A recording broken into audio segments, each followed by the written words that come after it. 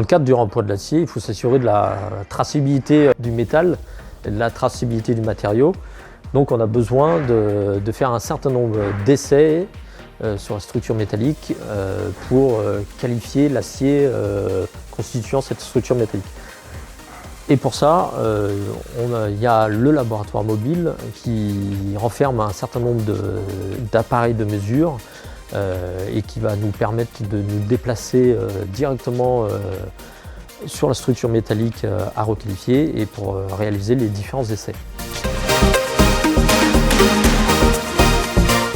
Le spectromètre à émission optique qui va nous permettre de déterminer la composition chimique de l'acier constituant la structure métallique qu'on est en train de requalifier. Le principe, c'est qu'on va émettre une étincelle à la surface de l'acier qui va exciter les atomes de l'acier et on va avoir un retour d'information selon les raies d'émission qui vont nous donner l'indication sur les différents éléments et le pourcentage en chaque élément constituant l'acier.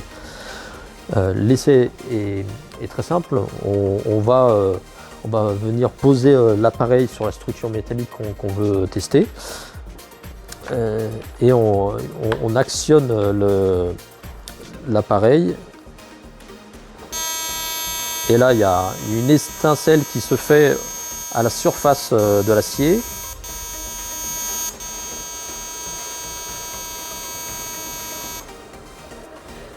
L'essai est terminé, on peut voir les différents impacts d'étincelles, donc une petite brûlure à la surface de l'acier, mais ça reste des essais non destructifs, donc c'est l'avantage. Et très rapidement, on a le résultat de la composition chimique de l'acier qu'on vient de tester à l'écran ou sur l'écran de l'appareil. Là c'est un acier où il y a 67% de fer, 1% de carbone, etc.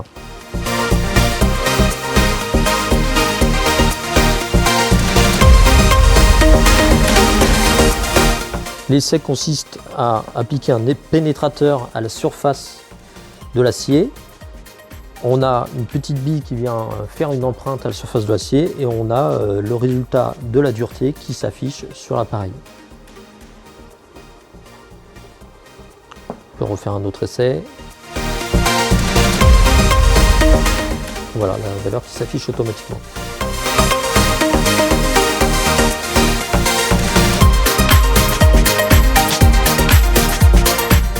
Alors pour requalifier un acier, on peut aussi prendre en compte sa protection anti-corrosion pour voir si elle va pouvoir avoir encore une durabilité résiduelle. Dans le référentiel des réemplois d'acier, pour le moment il y a uniquement la galvanisation qui peut être pris en compte comme durabilité résiduelle. Donc pour vérifier une épaisseur de galvanisation résiduelle, on va venir mesurer l'épaisseur de galvanisation avec un appareil à ultrasons très rapide qu'on applique à la surface de la pièce et on détermine l'épaisseur de galvanisation. Donc là on est dans les 180 microns de galvanisation. Donc ça va nous permettre de qualifier la protection anti-corrosion résiduelle possible pour le réemploi de cette structure métallique.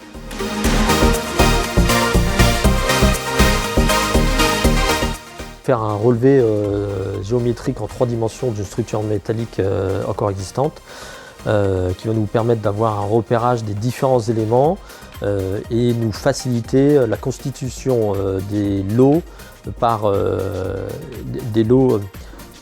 type d'éléments pour la requalification de l'acier.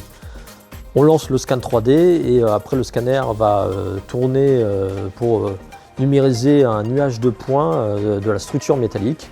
Et après on va reproduire ces acquisitions de points sur l'ensemble de la structure métallique et reconstituer un modèle 3D de la structure métallique en question.